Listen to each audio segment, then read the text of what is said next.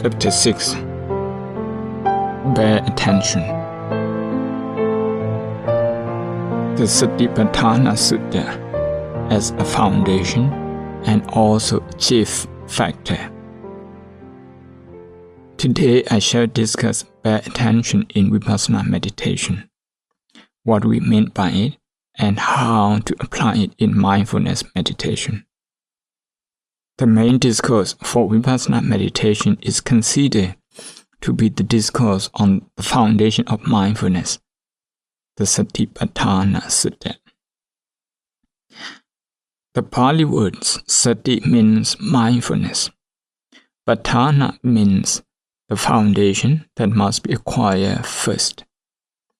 It also means a leading or chief factor that has to guide, guard, and sustain the mind in developing other required factors such as concentration and direct knowledge. Patthana can also mean placing of mindfulness rightly on an object, leading to the rise of wisdom. Mindfulness is fundamental throughout the practice, from start to finish. We try to establish mindfulness. First, we have to discover that we are not mindful. Our mind goes here and there and everywhere. The mind sometimes is thinking when we are not supposed to be thinking, or when we do not really intend to.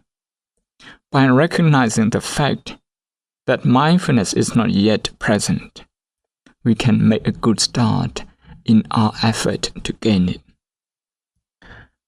Sati means mindfulness, to be mindful of or to be consciously aware of an object, whatever that may be. We divide objects into primary and secondary objects for technical reasons. Mindfulness means constant awareness of an object without any break. It is being aware of one object after another, arising here and now. There is no break or gap in between. For example, breathing, the ticking of the clock, the sounds coming from outside, the road, being contemplated of sensation, and so on. Any object can be a meditation object, and to be aware of it consciously is called mindfulness practice. This is the main task in the initial stage of Vipassana meditation practice. It is about being conscious of something at the present moment, being conscious of the world we live in. It is about merely registering an object perceived directly through any of the 6 doors of our senses. Experience and judgment. We do not live in the same world all the time. For example, someone is thinking about his work. Then his world at that time is his thoughts about his job. At that moment, he is not living in any other world, but in the world of thinking. He is conscious of his job. And if he were to meditate at that time, his job is the object of his meditative mind. So there are only 2 things out there, the meditative mind and the meditative object. As we have discussed before, there are 6 worlds and we do not live in the same world all the time. Professor Oliver Goldsmith of Einstein Medical School, New York, tells of a man who was operated on for his blindness. The patient had been blind since the age of 5. He was 45 when he was operated on. He had lived as a blind man for 40 years. He could not remember seeing anything during the first 5 years of his life because he was too young. He had lived for 40 years through listening, touching, smelling, tasting, and thinking. He studied, graduated, and had a job. He even got married. His wife insisted that he had the operation. The doctors also persuaded him to have the operation because they wanted to try out their newly found technology. So, both eyes were operated on. Fortunately, he regained his sight. On the first day that they removed the bandage, the surgeon stood in front of him without saying anything. He could see the surgeon, but he couldn't make anything out of what he was seeing. Only when the surgeon started to talk did he recognize him and say, "Oh, is it you?" This is because he had not lived in the seeing world for the last 40 years. He was instead living in the hearing world. So he could not make anything out of what his newly repaired eyes could see. We make many things out of what we see and hear. We create happiness as well as unhappiness. We create joy, we create agitation through what we see, what we hear, what we taste, what we smell, what we feel, and what we think. We need to be fully conscious of this. In the case of this man, for the last 40 years, consciousness never operated between his eyes and a visual object. However, between the two physical objects, namely the sounds and the ears, consciousness had been operating. So as soon as he heard the voice of the surgeon, he was able to make something out of it, identifying someone he knew. When he was having physiotherapy, he was made to walk and open doors without touching or feeling. When he started walking, even for just 1 or 2 steps, he would jump. He could not judge distance through his use of sight. This is how our mind operates when the meditation object and the meditative mind come together. The mind that operates at this time is called consciousness. The mind and consciousness are the same. The mind that is called consciousness is something that operates between 2 objects. The ear is a physical object. The sound is also another physical object. When they come together, then the mind functions and becomes consciousness. You become conscious of the sound. That is the height of the cognitive process. In the same way, you become conscious of visual objects. You become aware or conscious of touching, tasting, seeing, etc. This is how things operate.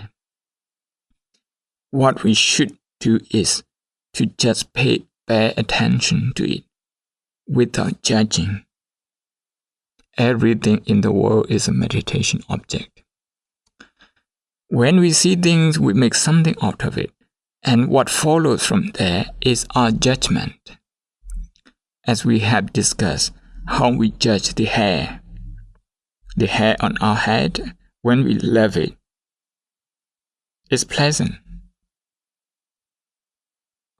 That is because we interpret it as mine. This is my hair. We wash it every day. Once it is cut and separated from our head, we do not bother with it or care for it anymore. Our attitude has changed. There is no more attachment to that hair. Should your hair fall into a plate of food that you are about to eat, your attitude toward the food will change. This is what is meant by judgment. If your hair happens to be in my plate, if my hair happened to be in your plate, it is even worse. Even if you know I wash my hair every day and I know you wash your hair every day, yet still we cannot bear it. As we form an opinion and make a judgment, we unconsciously decide not to experience things fully. Another thing that we often judge is the food we eat. When the food is in the pot or on the table, it looks very nice. Even before we eat, we may say, it looks delicious. Then you put the food into your mouth and chew it. After the space of 1 or 2 seconds, you will not want to see it anymore, although that is exactly what you are about to swallow. Just try taking it out and looking at it, how you will feel. Your attitude has now changed, your attitude towards the food. This is what we call judging. All our reactions are judgments. Oh, it's disgusting, we might say, or rather judge. Some may even vomit. When this happens and the food we have eaten comes out, we rush to wash it away. We do not want to see it anymore. Nevertheless, this is what we have inside our body. Therefore, this is an example of how we keep changing our attitudes. This is our reaction. We keep reacting to the object, to what we see, to what we taste, to what we smell. The same thing is true with sound. When we are expecting someone, and when we hear the sound of a car engine, we feel very happy. But when you are reading or when you want silence, and you can hear the sound of a car, you may feel disturbed. Therefore, you make different judgments of the same sound. When we practice bare attention, we say to ourselves, hearing, hearing, and hearing. We do not even say listening. We just say hearing. We say tasting. We don't say good taste or bad taste. There is no value judgment attached to it, just bare attention. Non-judgmental nature of Vipassana meditation.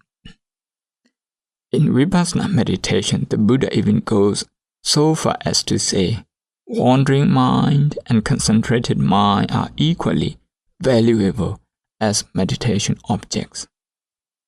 To quote the Pali passage from the Satipatthana Sutta, Sankitang va cittang, sankitang cittang dipajanati. Vikitang va cittang, vikitang cittang dipajanati. Which means, a shrunken mind and wavering mind are to be treated in the same manner by being aware of it and then comprehending its true nature. When a mind is shrunken into an object, it is totally immersed into it. This is a concentrated mind, samadhi. A wandering mind never stays in one place. It travels all over the places. The Buddha said that if you are aware of these two, a concentrated mind and a wandering mind, if you are mindful of both, just pay bare attention to it and do not judge. Do not say the wandering mind is bad or the concentrated mind is good.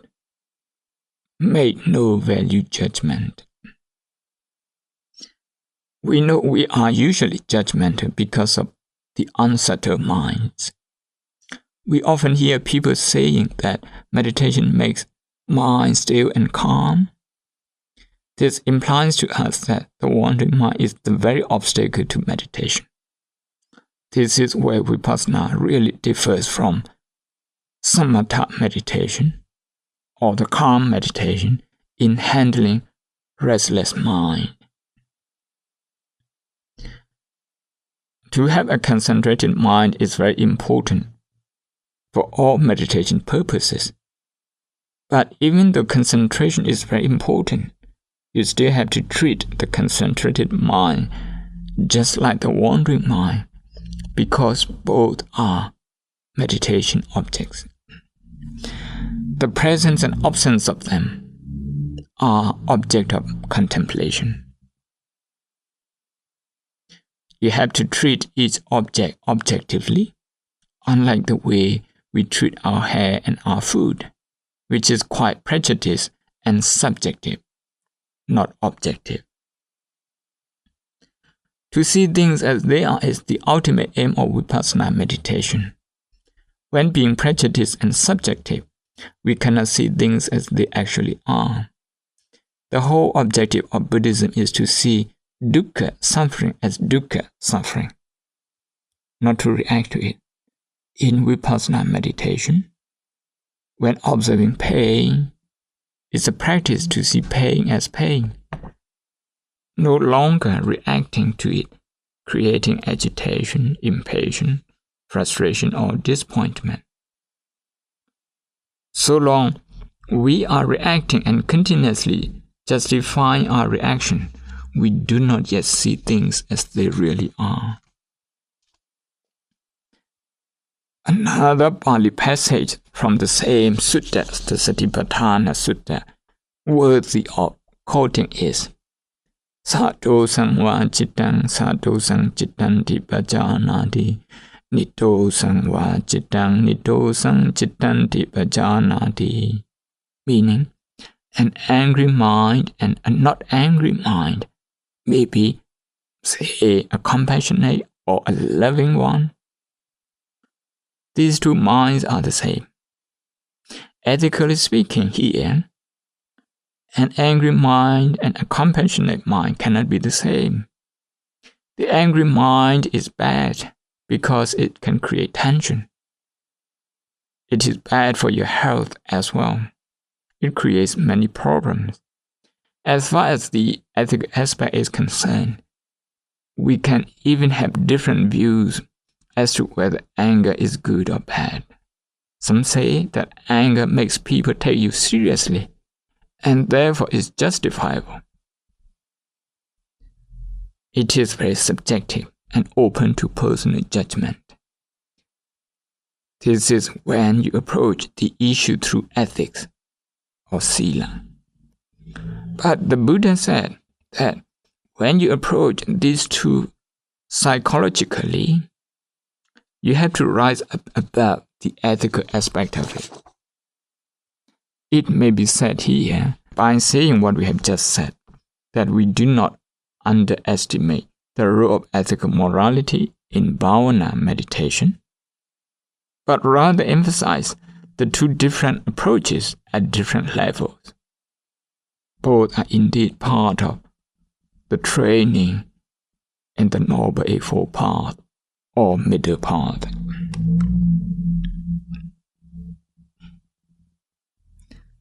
Do not suppress it. Remember that in vipassana meditation there are three stages: learning, controlling, and liberating stages. You need to learn about the angry mind before you can control anger. Learning stage. At the second stage, you are able to control the angry mind, and at the third stage, you will be able to liberate your mind from anger. Liberation comes from direct knowing, and direct awareness leads to direct knowledge. In the first stage of vipassana meditation, we are developing bare attention. We are talking about this today. What you need to do is just to observe that this is an angry mind or a mind lacking in anger. A murderous thought and a loving thought are equally important as meditation objects. When a murderous thought arises, You simply note, this is murderous thought, murderous thought, murderous thought, and just be fully conscious of its presence.